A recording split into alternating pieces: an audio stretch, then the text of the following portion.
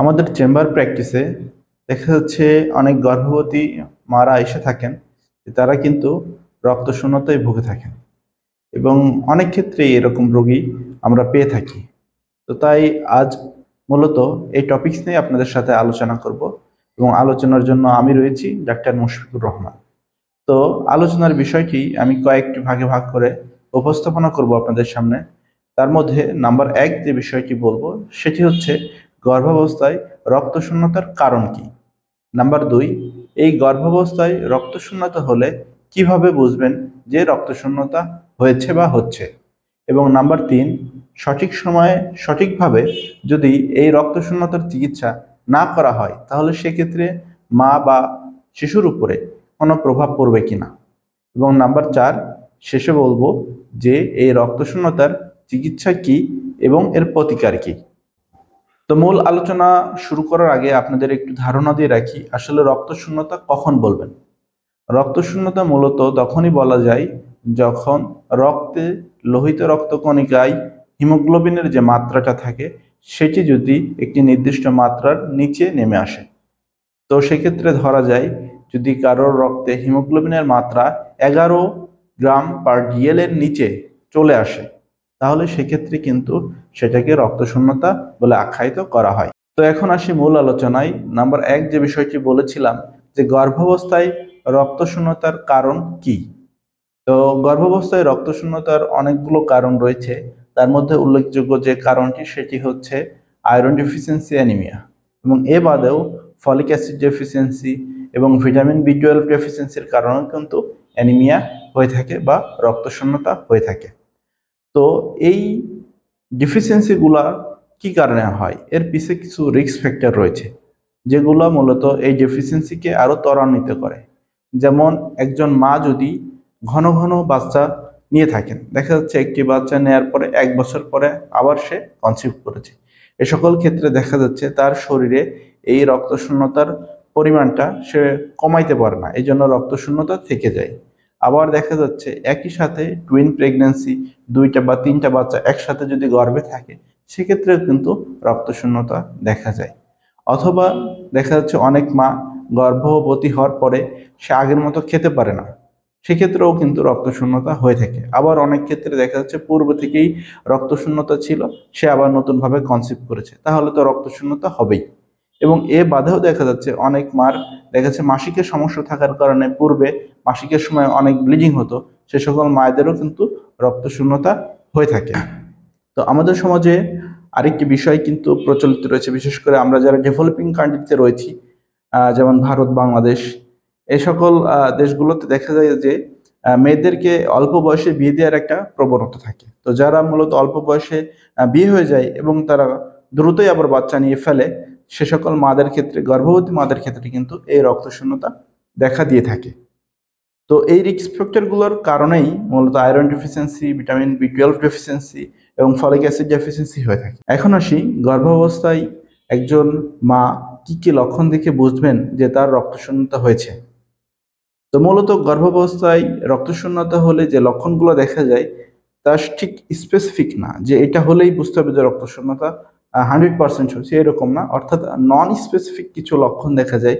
তার মধ্যে যেমন উল্লেখযোগ্য বিষয় হচ্ছে যে খুব দুর্বলতা অনুভব করা, হ্যাঁ, অতিরিক্ত শরীরে ক্লান্তি ভাব চলে আসা, এবং দেখা যাচ্ছে অনেক সময় বুক ধরফর করতে পারে, শ্বাসকষ্ট হতে পারে, হ্যাঁ, এবং কোনো কাজ করতে গেলে দেখা যাচ্ছে সেই কাজে কোনো মনোযোগ নেই, মেজাজটা খিটখিটে হতে পারে।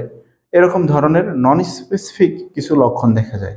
এবং এর সাথে অনেক সময় দেখা যাচ্ছে শরীরটা ফ্যাকাশে হয়ে যায়, হ্যাঁ, নখের যে নেইল বেড আছে সেটা ফ্যাকাশে হয়ে যাচ্ছে, শরীরটা ফ্যাকাশে হয়ে যাচ্ছে, এরকম কিছু লক্ষণ প্রকাশ পায় মার শরীরে। এখন বলবো যে গর্ভাবস্থায় এই রক্তশূন্যতা যদি হয়ে থাকে এবং এই রক্তশূন্যতার চিকিৎসা না করা যায় তাহলে সেক্ষেত্রে মায়ের বা বাচ্চার, যে বাচ্চা পৃথিবীতে আসবে, তার উপর কোনো প্রভাব পড়বে কিনা। তো মূলত রক্তশূন্যতার চিকিৎসা যদি না করা যায় তাহলে কিন্তু মায়ের উপর বা বাচ্চার উপর প্রভাব পড়তে পারে। মায়ের ক্ষেত্রে দেখা যাচ্ছে মায়ের যে ম্যাটার্নাল ইনফেকশন, অর্থাৎ গর্ভাবস্থায় ইনফেকশনের চান্স এবং পরবর্তী সময়েও ইনফেকশনের চান্স কিন্তু বেড়ে যায়। এবং ওই মায়ের দেখা যাচ্ছে প্রিটার্ম লেবার পেইন ওঠে, অর্থাৎ প্রিটার্ম ডেলিভারি হয়ে যায়। এবং দেখা যাচ্ছে অনেক সময় তীব্র মাত্রায় যদি রক্তশূন্যতা হয়, অনেক সময় সেটা থেকে কিন্তু হার্ট ফেলিউরও হতে পারে। এবং বাচ্চার ক্ষেত্রে দেখা যায় যে বাচ্চার যে গ্রোথ হওয়ার কথা সেটা না হয়ে গ্রোথ রিটার্ডেশন হচ্ছে, এবং বাচ্চা হয়ে যাওয়ার পরেও দেখা যাচ্ছে লো বার্থ ওয়েট হচ্ছে বা ডেভেলপমেন্টাল ডিলে হচ্ছে। তো তাই রক্তশূন্যতার যদি সঠিক চিকিৎসা না নেওয়া যায়, সেটা কিন্তু বাচ্চা এবং মায়ের জন্য উভয়ের জন্যই ক্ষতিকর। তাই সঠিক সময়ে এই রক্তশূন্যতার চিকিৎসা গ্রহণ করতে হবে। তো আসলে এই রক্তশূন্যতার চিকিৎসা কি কি রয়েছে বা কিভাবে করা হয়? তো রক্তশূন্যতার চিকিৎসার মধ্যে যে বিষয়টি রয়েছে, প্রথমে যদি এই লক্ষণগুলো একজন মা অনুভব করেন, তাহলে অবশ্যই একজন ডাক্তারের কাছে গিয়ে একটি সিবিসি অর্থাৎ কমপ্লিট ব্লাড কাউন্ট করার পরে যদি দেখা যায় যে ওই মায়ের রক্তশূন্যতা রয়েছে, তাহলে তার চিকিৎসা কয়েকটি ধাপে করতে হবে। যদি রক্তশূন্যতার পরিমাণ দেখা যাচ্ছে মাইল্ড পরিমাণ অর্থাৎ সামান্য হয়, তাহলে এক ধরনের ট্রিটমেন্ট। যদি মডারেট হয়, দেখা যাচ্ছে সামান্য থেকে আরেকটু বেশি, তাহলে এক ধরনের। আবার দেখা যাচ্ছে রক্তশূন্যতা খুবই বেশি, তাহলে তার চিকিৎসা এক ধরনের। তো দেখা যাচ্ছে যদি মাইল্ড অ্যানিমিয়া অর্থাৎ মধ্যম এর থেকেও কম রক্তশূন্যতা হয়ে থাকে, তাহলে আমরা সেক্ষেত্রে মায়েদের কিছু পরামর্শ দিয়ে থাকি। যেহেতু সে গর্ভবতী, তাহলে তাকে অবশ্যই পুষ্টিকর খাবার খেতে বলতে হবে, এবং গর্ভবতী হওয়ার কারণে সে শুধু খাবার খেয়েই এই পুষ্টির চাহিদা পূরণ করতে পারবে না। এই জন্য তাকে মুখে কিছু আয়রন সাপ্লিমেন্ট বা ভিটামিন সাপ্লিমেন্ট দিয়ে দেওয়া হয়, তাহলেই কিন্তু তার এই অ্যানিমিয়া কারেকশন হতে থাকে। কিন্তু যদি এই পর্যায়ে যদি আপনি কারেকশন না করেন, তখন কিন্তু সেটা হয়ে যাবে মডারেট অ্যানিমিয়া বা মধ্যমবর্তী রক্তশূন্যতা।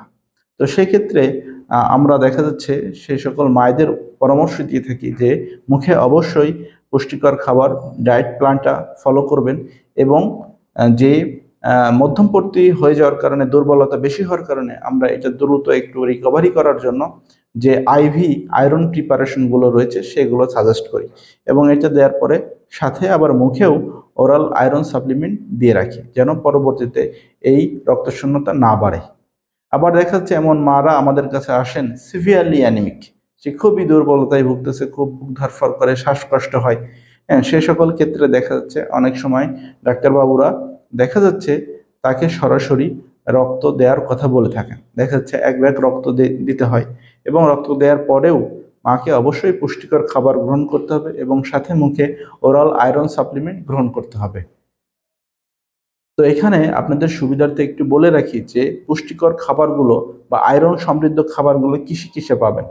আয়রন সমৃদ্ধ খাবার কিন্তু অনেক কিছুতেই পাওয়া যায়, প্রাণীজ সোর্স মানে অ্যানিম্যাল সোর্স, প্লান্ট সোর্স, হ্যাঁ, এগুলো থেকে পাওয়া যায়। তো তার মধ্যে যদি একবারে সব একভাবে বলে দিই ঢালাও করে, সেটা আপনাদের ফলো করতে হবে এরকম যে মাছ, মাংস, দুধ, ডিম, এগুলোতে কিন্তু খুব ভালো পরিমাণ যে আয়রন থাকে, এটা হচ্ছে অ্যানিমাল সোর্স আয়রন বলে থাকে। এছাড়াও কিছু উদ্ভিজ্জ আয়রন রয়েছে, যেমন শাকসবজি, শাকসবজির মধ্যে দেখা যাচ্ছে কচু শাকটা খুবই উপকারী, এবং ডাল, হ্যাঁ, যে ডালে প্রচুর পরিমাণ আয়রন রয়েছে।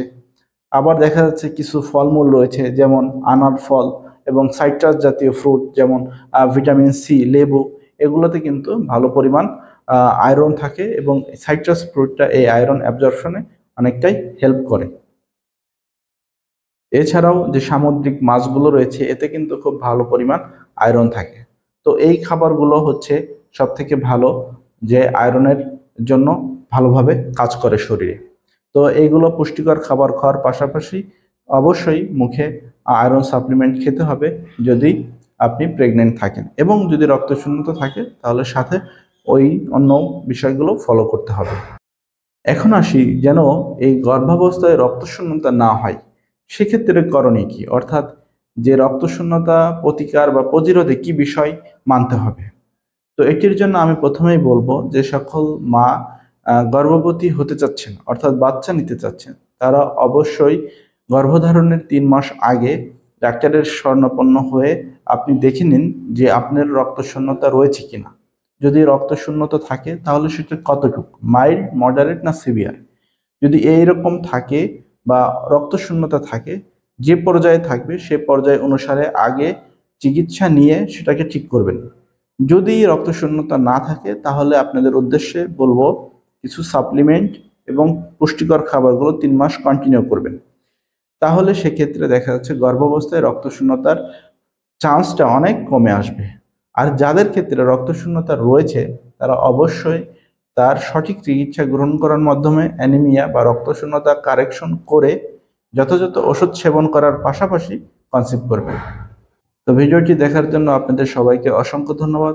আশা করছি ভিডিওটি দেখে বুঝতে পেরেছেন যে গর্ভাবস্থায় রক্তশূন্যতার কারণ কি এবং গর্ভাবস্থায় রক্তশূন্যতা হলে কিভাবে বুঝবেন, এর চিকিৎসা বা প্রতিকার কি, বা এই রক্তশূন্যতায় মা ও বাচ্চার কি কি ক্ষতিকর দিক রয়েছে সেগুলো সম্পর্কে ভিডিওটি দেখে জানতে পারলেন। তো আপনাদের উদ্দেশ্যে আরেকটি বিষয় বলবো। তো এরকম স্বাস্থ্যমূলক যে ভিডিওগুলো রয়েছে এগুলো জানতে যদি আপনাদের ইন্টারেস্ট থাকে তাহলে চ্যানেলটি সাবস্ক্রাইব করে পাশেই থাকুন এবং যারা জানতে চায় তাদের সাথে বিষয়টি শেয়ার করুন। ইউটিউবে যদি দেখে থাকেন তাহলে চ্যানেলটি সাবস্ক্রাইব করবেন, আর যদি ফেসবুক থেকে দেখে থাকেন তাহলে অবশ্যই পেজটি ফলো করে এরকম ভিডিও পেতে পাশেই থাকবেন। তো সবাইকে অসংখ্য ধন্যবাদ আবারও। সবাই ভালো থাকুন, সুস্থ থাকুন এবং দীর্ঘায়ু লাভ করুন। আল্লাহ হাফেজ।